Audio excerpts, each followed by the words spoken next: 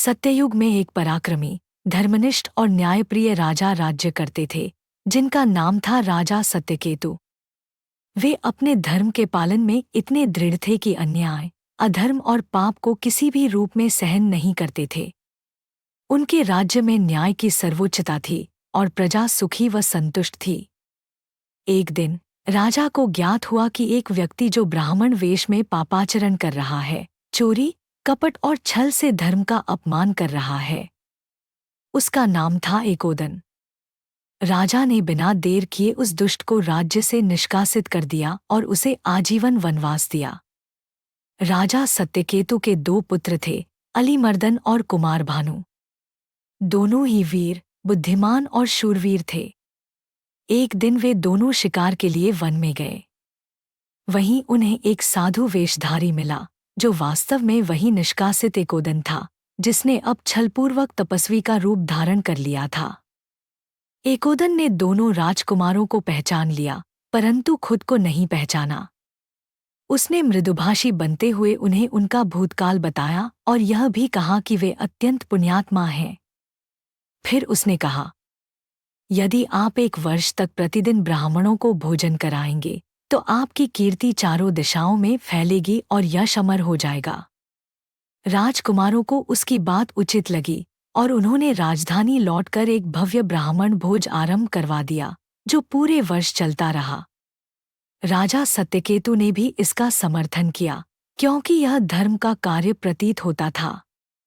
लेकिन एक दिन एकोदन ने अपनी असली चाल चली।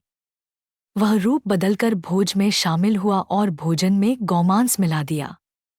जैसे ही ब्राह्मणों ने भोजन ग्रहण किया, आकाशवाणी हुई, यह भोजन अपवित्र है, इसमें गौमांस है। सभी ब्राह्मण क्रोधित हो उठे। उन्होंने तुरंत ही कुमार भानु और अलीमर्दन को शाप दे दिया, तुम दोनों धर्म का अपमान करने वाले हो। अगले जन्म में तुम राक्षस बनोगे। राजा सत्यकेतु स्तब्ध रह गए, परंतु तभी पुनः आकाशवाणी हुई, राजकुमार निर्दोष हैं। यह षड्यंत्र एकोदन नामक पापी द्वारा रचा गया है। यह उसकी योजना थी ताकि वह राजा से बदला ले सके। अब ब्राह्मणों को अपनी भूल का एहसास हुआ। उन्होंने शाप को आंशिक रूप से वापस लेते हुए कहा, तुम दोनों राक्षस तो बनोगे, परंतु तुम्हारी मुक्ति स्वयं भगवान राम के हाथों होगी। तुम दोनों राक्षसों के रूप में भी प्रसिद्ध हो जाओगे। समय बीतता गया। त्रेतायुग आया।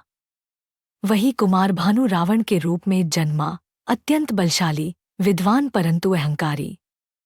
अलीमर्दन ने जन्म लिया कुंभकर्ण के रूप में, अपार शक्ति का धनी, परंतु निद्रा से ग्रस्त। उधर भगवान विष्णु ने श्रीराम के रूप में अवतार लिया। राम और रावण का युद्ध हुआ, जिसमें वही पूर्वजन्म के राजकुमार, जो धर्म के रक्षक थे, अब अधर्म के प्रतीक बन चुके थे। परंतु अंततः वही राम, जिन्होंने धर्म की रक्षा के लिए जन्म लिया था, उन्होंने रावण और कुंभकर्ण का वध कर उन्हें इस शाप से मुक्त किया। मरते समय रावण, कुमार भानु, ने श्रीराम से कहा, मैं जानता था, हे राम, कि मेरा अंत तुम्हारे हाथों ही होना है। यह शाप नहीं, बल्कि मोक्ष का वरदान था। जब एकोदन ने हमें छल से राक्षस बनाया, तो वह हमारा पतन नहीं, बल्कि महानता का पथ बन गया, क्योंकि प्रभु तुम्हारे चरणों से मृत्यु ही मोक्ष है।